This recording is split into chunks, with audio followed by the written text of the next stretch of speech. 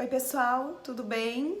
Tô começando o processo aqui, a tentativa e erro de gravar as aulas para que vocês não fiquem sem conteúdo. Cenário, minha casa, né, meu escritório aqui de casa, e possivelmente vocês vão escutar a voz da Tatiana ao fundo, porque home office com criança em casa é isso, né? Mas é necessário, né? O momento nos pede.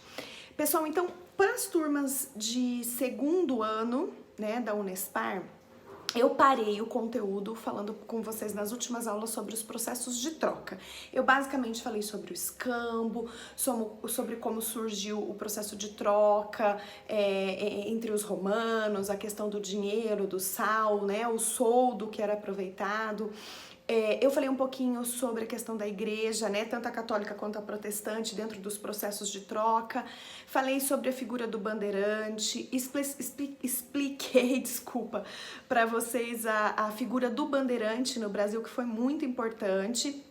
Expliquei também a configuração de atacado e varejo e dei uma deixa lá para vocês que na atualidade esse nome não é que ele deixou de existir, mas ele tem sido substituído por duas expressões, que é o B2B e o B2C, né? Lembrando que B2B é business to business e B2C business to consumer, ok? E fechei a aula falando que então esses processos de troca sempre eles buscam, né, de modo geral, suprir as necessidades, né, de um público específico com relação a produtos e serviços, os bens tangíveis e intangíveis. Tudo bem? Lembrou até aí o que eu estudei junto com você na última aula? Então, a partir de agora é conteúdo novo, ok? Então, nós vamos entrar ainda nos antecedentes históricos do marketing e vamos lá em 1930. Para falar um pouquinho do marketing em massa, tá? Por que esse termo era usado, marketing em massa? Porque nesse período, a gente está falando de 1930, pós-revolução industrial, a produção em massa se desenvolvendo por Ford, vocês devem ter estudado isso lá em TGA, vocês vão se lembrar disso, né? Então, o que acontecia? Por que o marketing não precisava ser específico para cada pessoa, estudando nichos de mercado, pessoas específicas? Porque nós tínhamos a questão dos monopólios, né? As empresas, elas dominavam o mercado sozinhas praticamente. Eu gosto sempre de usar o mesmo exemplo da indústria de panelas. Se eu tivesse um fabricante de panela, ele podia dizer, olha, eu vendo panela dessa cor, com esse modelo, com essa configuração. Ah, mas você tem alguma forma diferente, um modelo diferente? Não, só tenho essa. Quer, não quer, fica sem. Não existia concorrência. Então, o que acontecia? O marketing era feito de uma forma geral, né, bem generalista, mostrando o produto e demonstrando o quê? Benefícios, mas não se atendia às expectativas e desejos do consumidor em termos de cor, formato, quantidade, nada disso era pensado. Então o marketing ele era feito numa proporção em massa, justamente por causa dos monopólios. A partir do momento que ocorre, né, isso claro, num futuro bem mais, né, à frente, a quebra dos monopólios e a concorrência entra em vigor, né, no mercado. Por isso que é importante a gente ter concorrência, né? O marketing passa a exercer um papel diferente. A gente vai estudar isso, é uma geração mais à frente, a quarta geração. Toda essa aula que eu tô te dando é com base no livro do Francisco Madia, ok? Depois, se vocês quiserem pesquisar na internet, então tá lá as formas com que ele caracteriza a evolução do marketing por gerações. Tudo bem? Tranquilo? Ai, tá mexendo aqui. Bom, então, primeira característica era essa, marketing em massa. Depois o que acontece? Em meados de 1930 a 1945 acontece a Segunda Guerra Mundial. Então, foi um movimento, eu acho que lá a guerra era bélica, nós estamos vivendo a guerra química, né? Ou seja, os vírus, né, acontecendo aí nesse momento. Mas o que houve aqui especificamente, né? Quando os combatentes, né, americanos retornam para os Estados Unidos era um país que estava com a economia em retração, porque passar por uma guerra é claro que vai gerar impactos políticos, sociais e econômicos, não tem nem sombra de dúvidas de questionar isso. Então, o governo americano cria um processo para incentivar o consumo e gera um benefício para os ex-combatentes que resolvessem constituir família, ou seja, casassem-se e tivessem um filho. Essa era a característica que o governo americano colocou como constituir família. A partir disso, eles receberiam um benefício, né? Aqui no Brasil, se a gente fosse pensar, algo comparado com o que foi o Bolsa Família, tá? De novo, não tô defendendo nenhuma ideologia política, mas para vocês entenderem, um auxílio muito parecido nesse sentido. Então, se você era combatente, se casou e teve um filho, você recebia um benefício do governo americano. E esse benefício tinha o intuito do quê? De aquecer a economia, porque se os soldados tivessem uma renda e tivessem as famílias para gerar consumo, automaticamente o mercado ia se autorregular. Então é aí que surge a geração baby boomer, ou às vezes a gente escuta baby boom. Por que o termo boom? Porque foi uma explosão de bebês. Hoje esses baby boomers, eles têm entre 60 e 80 anos, acredito. Estão ali, 70, 80 anos, né? Porque 45... de 39 a 45 foi a guerra, depois foi a geração seguinte. Então, eles estão aí nessa faixa de idade, né? Inclusive, tem bastante gente que estuda essa geração em termos de mercado de trabalho também. Mas a gente lê nos livros de marketing que foram os bebês gerados para o consumo, né? Ou seja, é uma geração que aprendeu a consumir de forma muito latente, né? Ela foi incentivada a consumir. Então, isso também vem dentro dos antecedentes do marketing, porque isso fez mudar toda a configuração da atuação do marketing com o mercado, certo? Aí a gente entra, de acordo com Francisco Madia, na primeira geração propriamente dita, né? Onde ele fala que entre 1550 a 1950 a 1960 surge uma grande discussão sobre a palavra marketing. Tá? Por quê? Porque não se tinha uma compreensão do que era o marketing. Até então, se você pegar lá a estrutura que o Fayol propôs, né, logo em 1920, logo pós-Revolução Industrial, a gente vai ver o quê? Que ele não chamava departamento de marketing, ele colocava que toda empresa tinha que ter uma função comercial, ou seja, né, era só a transação econômica da troca, não tinha esse lado da comunicação com o mercado, do relacionamento com o consumidor, não tinha nada disso. Então, marketing era um termo muito novo que ainda não existia compreensão. Então, a gente pode até dizer, né, que o marketing também é uma ciência significativamente jovem, né, que foi se valendo de várias áreas, né, foi interdisciplinando conhecimentos para criar o seu escopo teórico. Então, o que acontece?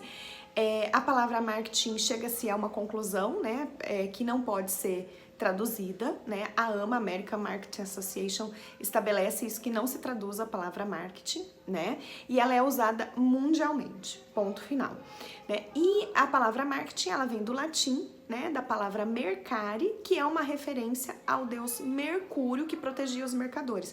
Se você pegar aquela borracha Mercury, a branquinha, você vai ver que tem lá acho que um símbolo, ou o próprio desenhozinho do Mercúrio, que é aquele deus que tinha um capacete, um elmozinho dourado com asinhas e asinhas nos pés. Porque era essa ideia da agilidade, do correr rápido, né? Então, isso tudo foi associado à questão de como o marketing se comportava no mercado. Ele faz a roda do capitalismo girar, ele impulsiona, né, o dinamismo das trocas e da movimentação econômica, ok?